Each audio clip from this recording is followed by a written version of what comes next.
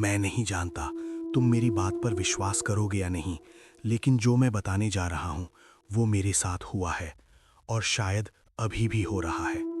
मेरा नाम अर्जुन है, उम्र 27 साल, और मैं गुड़गांव में एक आईटी कंपनी में नाइट शिफ्ट करता हूँ। करता था, या शायद अभी भी करता हूँ, मुझे खुद नहीं पता। जब से वो सब शुरू हुआ है, मुझे समय का, दिन रात का, जिंदगी और मौत का फर्क समझ नहीं आता। उस रात से पहले मेरी जिंदगी बिल्कुल नॉर्मल थी। सेक्टर 48 में एक छोटा सा फ्लैट था, अकेला रहता था। माँ बाबूजी अलीगढ़ में हैं। शादी नहीं हुई, कोई गर्लफ्रेंड भी नहीं, बस काम, घर, नींद, यही मेरी जिंदगी थी। नाइट शिफ्ट की वजह से दोस्त भी कम थे। रात को 10 बजे ऑफिस पहुंचता और सुबह 6 बजे निकलता। उस खाली सड़क पर चलते हुए, उस सन्नाटे में मुझे कभी डर नहीं लगता था। मैं तो समझता था कि डर सिर्फ फिल्मों में होता है, कहानियों में होता है। लेकिन अब मैं जानता हूं कि असली डर क्या होता है। असली डर वो होता है जब तुम्हें पता हो कि कुछ गलत है, कुछ बहुत गलत है, लेकिन तुम कुछ कर नहीं सकते।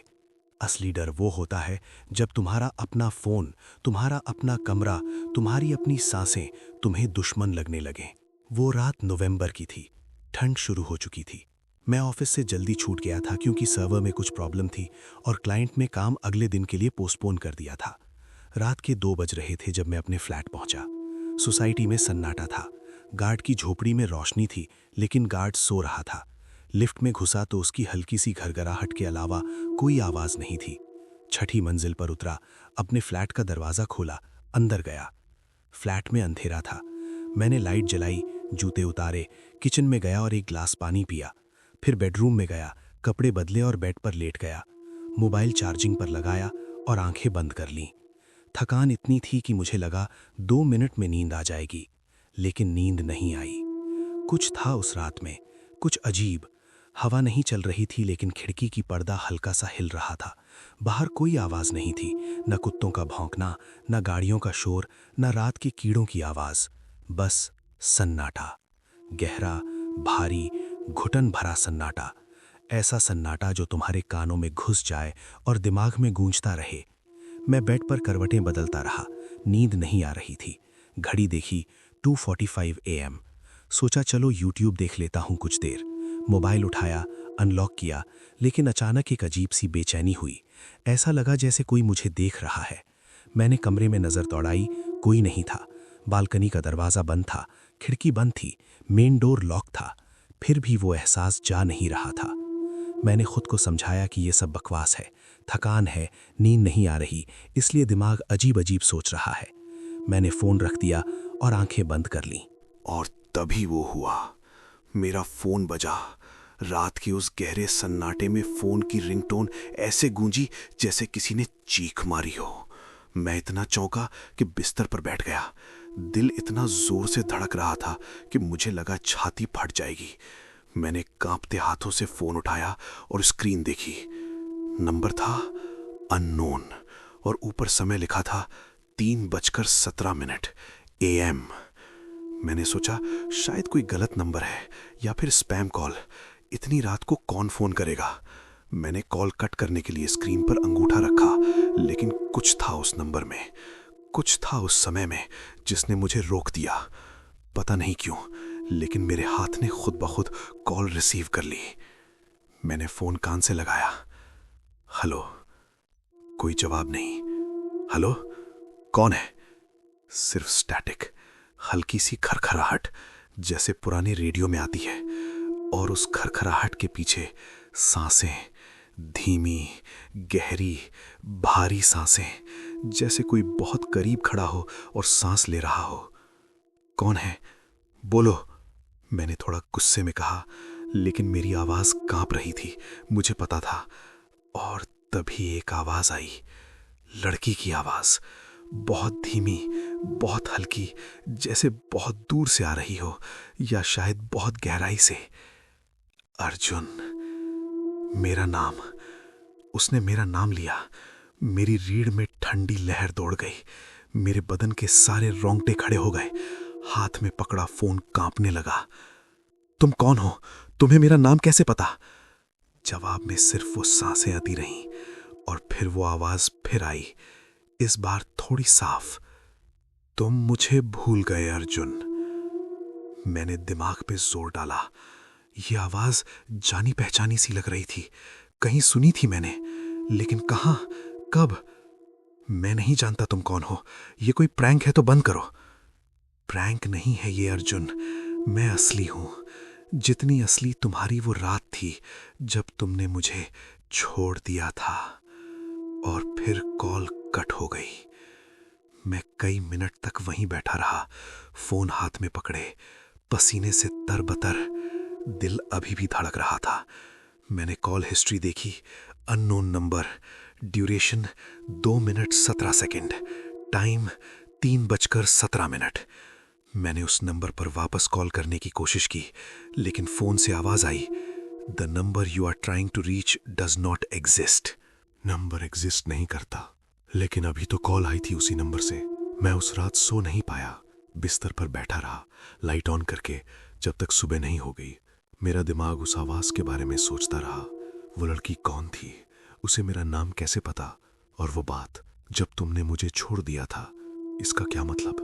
दिन में मैंने खुद को समझाया कि ये कोई टेक्निकल ग्लिच थी या फिर कोई प्रैंक। शायद किसी ने मेरा नंबर कहीं से लेकर मजाक किया होगा। मैंने उस बारे में सोचना बंद कर दिया और ऑफिस चला गया। लेकिन अगली रात जब मैं ऑफिस में था, ठीक 3:17 पर मेरा फोन फिर बजा। Unknown number. मेरा हाथ कांप रहा था जब मैंने फोन उठाया। ऑफिस में मेरे अलावा बस 2 और लोग थे और वो दूर अपने क्यूबिकल में थे। हेलो। वही स्टैटिक, वही सांसें और फिर वही आवाज। अर्जुन, तुम ऑफिस में हो आज रात? तुम्हारी डेस्क पर वो नीले रंग का मग है ना, जिस पर लिखा है मंडे हेट्स यू टू? मेरा खून जम गया। मैंने अपनी डेस्क देखी, वो मग वही था, बिल्कुल वैसा ही जैसा उसने बताया। तुम कौन हो? तुम्हें ये सब कैसे पता? मैं सब जानती हूं अर्जुन, तुम्हारे बारे में सब कुछ। तुम्हारे बाएं कंधे पर वो जन्म का निशान है ना, जो सिर्फ तुम्हारी माँ ने देखा है। और वो गाना जो तुम अकेले में गाते हो, तुझे देखा तो ये जाना सनम, वो भी जानती हूं। मेरे बदन से पसीना बह रहा था। ये कैसे संभव था? ये बातें तो कोई नहीं जानता, कोई भी नहीं। तुम कौन हो, प्लीज बताओ। मैं वो हूं जिसे तुमने भुला दिया अर्जुन। मैं वो हूं जो हमेशा तुम्हारे साथ थी और अब भी हूं। और फिर एक लंबी खामोशी। तुम्हें याद है वो रात, 19 अगस्त 2019, मनिहारन रोड? वो गाड़ी, वो आवाज, वो खून। मेरा दिल एक पल के लिए रुक गया। 19 अगस्त 2019, वो तारीख, वो रात। मेरी याद में वो रात जिंदा हो गई, जैसे कोई पुरानी फिल्म चल गई आंखों के सामने। मैं गुड़गांव में नया नया आया था तब। एक पार्टी थी दोस्तों के साथ, बहुत ड्रिंक हो गई थी। वापस आते समय मैं गाड़ी चला रहा था। रात के 2-2:30 बज रहे थे। मनिहारन रोड पर मोड़ था, अंधेरा था और फिर कुछ हुआ था। कुछ ऐसा जिसे मैंने अपने दिमाग से निकाल दिया था, दबा दिया था, भुला दिया था। वो लड़की सड़क पर, वो। मेरी आवाज लड़खड़ा गई। हाँ अर्जुन, वो लड़की, वो मैं थी। कॉल कट हो गई। मैं अपनी कुर्सी पर जैसे जम गया। मेरे आसपास की दुनिया धुंधली हो गई। उस रात की यादें जो मैंने इतने सालों से दबा के रखी थी, वो सब वापस आ गई। उस रात मैं नशे में गाड़ी चला रहा था। मनिहारन रोड पर एक मोड़ पर अचानक एक लड़की सामने आ गई। मैंने ब्रेक मारा, लेकिन देर हो चुकी थी। गाड़ी उससे टकराई, वो उछलकर सड़क पर गिर गई। मैं गाड़ी से उतरा, देखा वो लड़की वहीं पड़ी थी। उसके सिर से खून बह रहा था। उसकी आंखें खुली थीं और वो मुझे देख रही थी। उसके होंठ हिल रहे थे, कुछ कहने की कोशिश कर रही थी। लेकिन मैंने क्या किया? मैं वापस गाड़ी में बैठा और भाग गया। मैंने उसे वहीं छोड़ दिया, सड़क पर, अकेले, मरने के लिए। मुझे डर लगा था, डर कि पुलिस आएगी, केस होगा, जेल होगी। मैंने अपनी जान बचाने के लिए उसकी जान का सोचा ही नहीं। और उसके बाद मैंने उस बारे में सोचना बंद कर दिया। खुद को समझाया कि शायद वो बच गई होगी, शायद किसी ने उसे बचा लिया होगा। मैंने उस गुनाह को अपने दिमाग के किसी कोने में दफना दिया और आगे बढ़ गया। लेकिन आज उस फोन कॉल ने वो कब्र खोद दी। अगले कुछ दिन नरक जैसे गुजरे। मैं ठीक से खा नहीं पा रहा था, सो नहीं पा रहा था। जब भी आंख बंद करता, उस लड़की का चेहरा सामने आ जाता। उसकी खुली आंखें, उसके होंठों पर जमा खून, उसका वो हाथ जो मेरी तरफ बढ़ा हुआ था, जैसे मदद मांग रहा हो। और हर रात ठीक 3:17 AM पर वो कॉल आती। तीसरी रात उसने कहा, तुम्हें पता है मैं कितनी देर तक वहां पड़ी रही, उस ठंडी सड़क पर? 1 घंटा अर्जुन, एक पूरा घंटा। और उस 1 घंटे में जो दर्द मैंने झेला वो तुम्हें कभी नहीं समझ आएगा। चौथी रात उसने कहा, मेरी माँ अभी भी रोती है। हर रात तुम्हें पता है उसने मेरा कमरा वैसा ही रखा है जैसा था। मेरी किताबें, मेरे कपड़े, मेरी तस्वीरें, सब वैसा ही। वो अभी भी मेरा इंतज़ार करती है। 5वीं रात उसने कहा, मेरा नाम अनीशा था, अनीशा शर्मा। मैं 22 साल की थी। मैं पढ़ाई करती थी, मेरे सपने थे, मैं जीना चाहती थी, लेकिन तुमने मुझसे वो सब छीन लिया। और हर रात उसकी आवाज़ थोड़ी और साफ होती जाती, थोड़ी और करीब, जैसे वो धीरे धीरे मेरी तरफ बढ़ रही हो। 6ठी रात कुछ और हुआ। मैं अपने कमरे में था, सोने की कोशिश कर रहा था, जब 3:17 AM पर फ़ोन बजा। मैंने कांपते हाथों से उठाया। हेलो, बाहर देखो अर्जुन। क्या? अपनी बालकनी से बाहर देखो। मेरे पैर नहीं हिल रहे थे, लेकिन कुछ था उसकी आवाज़ में जिसने मुझे मजबूर किया। मैं धीरे धीरे उठा और बालकनी की तरफ गया, पर्दा हटाया और बाहर देखा। नीचे पार्किंग में स्ट्रीट लाइट की पीली रोशनी में एक लड़की खड़ी थी, सफ़ेद कपड़ों में, लंबे बाल जो चेहरे पर गिरे हुए थे, एकदम स्थिर जैसे कोई मूर्ति। और वो मेरी तरफ देख रही थी। मैं चीखते चीखते पीछे हटा, गिर पड़ा, फोन हाथ से छूट गया। मैंने अपने आप को किसी तरह संभाला और फिर से बालकनी की तरफ देखा। वो नहीं थी, पार्किंग खाली थी, लेकिन फोन पर उसकी आवाज अभी भी थी। अब तुम समझे अर्जुन, मैं यही हूं, तुम्हारे करीब, बहुत करीब।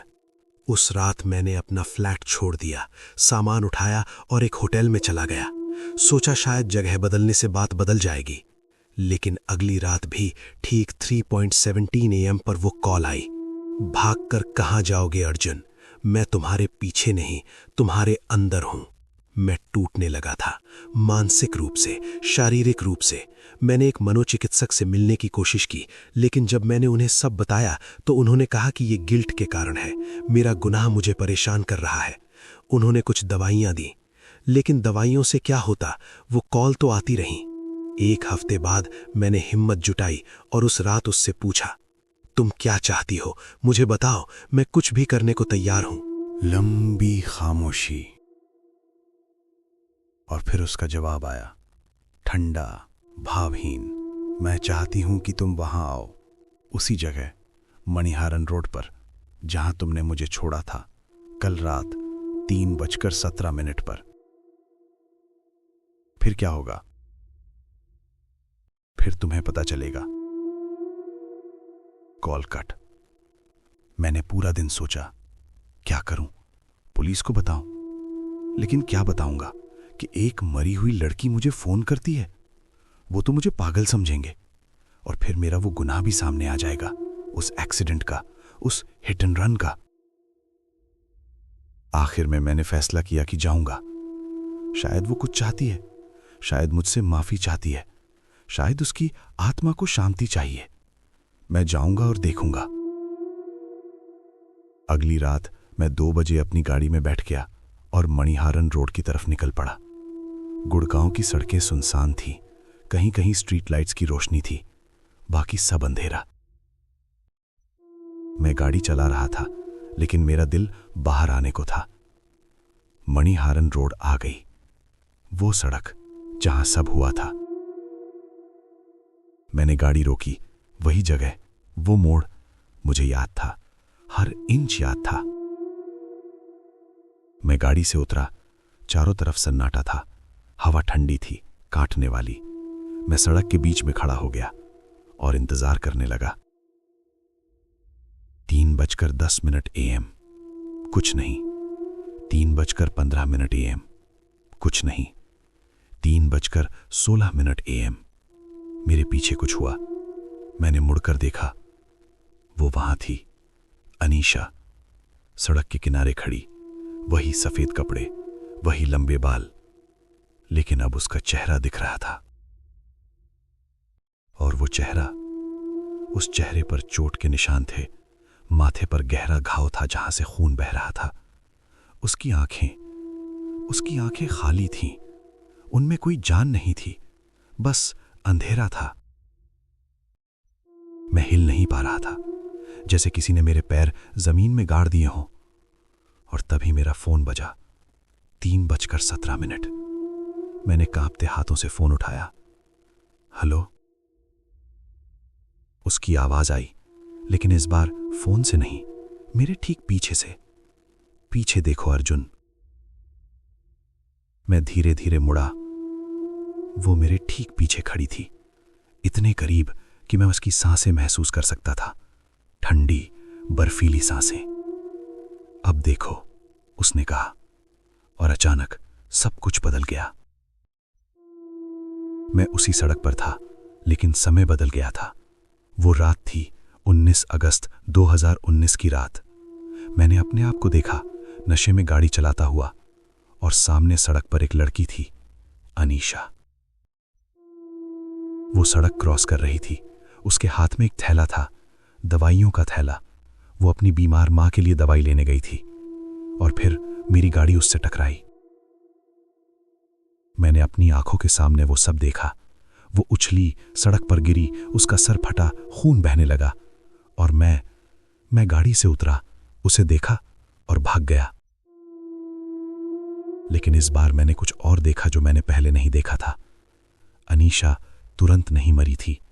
वो 1 घंटे तक वहां पड़ी रही, अकेली, ठंड में, दर्द में, मदद के लिए चीखती हुई, लेकिन कोई नहीं आया। और धीरे धीरे उसकी जान निकलती गई, और उसकी मौत का समय 3:17। मैं चीखा, रोया, गिड़गिड़ाया, माफ कर दो, प्लीज मुझे माफ कर दो। अनीशा मेरे सामने खड़ी थी। उसका चेहरा अभी भी भावहीन था। माफी? तुम माफी मांगते हो? मेरी मां अकेली है अर्जुन।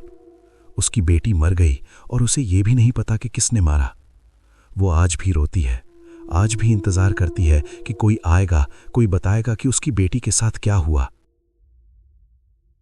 मैं सब बता दूंगा, पुलिस को, तुम्हारी मां को, सबको। अनीशा ने सिर हिलाया। बहुत देर हो गई अर्जुन। क्या मतलब? उसने मेरी तरफ इशारा किया। देखो। मैंने नीचे देखा। मेरा शरीर वहां पड़ा था, सड़क पर, खून के तालाब में। मेरा सर फटा हुआ था, मेरी आंखें खुली थीं, मेरे मुंह से खून बह रहा था, और मेरी गाड़ी कुछ दूर पेड़ से टकराई हुई थी। ये क्या है? तुम मर चुके हो अर्जुन। मेरा दिमाग सुन्न हो गया। क्या? जब तुम यहां आ रहे थे, रास्ते में तुम्हारी गाड़ी का एक्सीडेंट हो गया। तुम भी उसी मोड़ पर मरे जहां तुमने मुझे मारा था, और तुम्हारी मौत का समय भी 3:17। मैं अपने शरीर को देखता रहा। यह सच नहीं हो सकता, यह सब सपना है, बुरा सपना। लेकिन वो फोन कॉल्स, वो सब क्या था? अनीशा ने हल्की सी मुस्कान दी, पहली बार, और वो मुस्कान इतनी डरावनी थी कि मेरी आत्मा कांप गई। वो तुम्हारे लिए नहीं थी अर्जुन। क्या?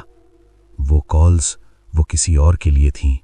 उसके लिए जो अभी तुम्हारी कहानी सुन रहा है, जो अभी ये सोच रहा है कि ये सब कहानी है। मैं समझा नहीं। जो भी अभी ये सुन रहा है, जो भी अभी इन शब्दों को पढ़ रहा है, उसने भी कुछ किया है ना? कुछ ऐसा जो उसने छुपाया है, कुछ ऐसा जिसके बारे में वो सोचता है कि कोई नहीं जानता। अनीशा अब मेरी तरफ नहीं देख रही थी। वो सीधे आगे देख रही थी, जैसे किसी और को देख रही हो, तुम्हें। और आज रात ठीक 3:17 पर उसे भी एक कॉल आएगी, और फिर वो गायब हो गई। मैं अभी भी यहां हूं, इस सड़क पर, अपने शरीर के पास, न जिंदा न मुर्दा, बस यहां। और अनीशा सही कह रही थी। तुम जो भी हो, जो भी अभी ये सुन रहे हो, जो भी इन शब्दों को पढ़ रहे हो, तुमने भी कुछ किया है ना? कुछ ऐसा जो तुमने सबसे छुपाया है। कोई गुनाह, कोई पाप, कोई गलती जो तुम्हें लगता है कि कोई नहीं जानता, लेकिन कोई है जो जानता है, और वो आ रही है। आज रात अपना फोन पास रखना, और जब वो बजे ठीक 3:17 पर, तुम मत उठाना, या उठा लेना, क्योंकि फर्क नहीं पड़ता। जब वो आती है तो उठाओ या ना उठाओ, वो आती है।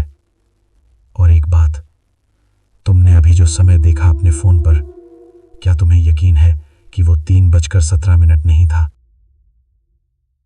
मुड़ के देखो, शायद वो पहले से ही तुम्हारे पीछे खड़ी है।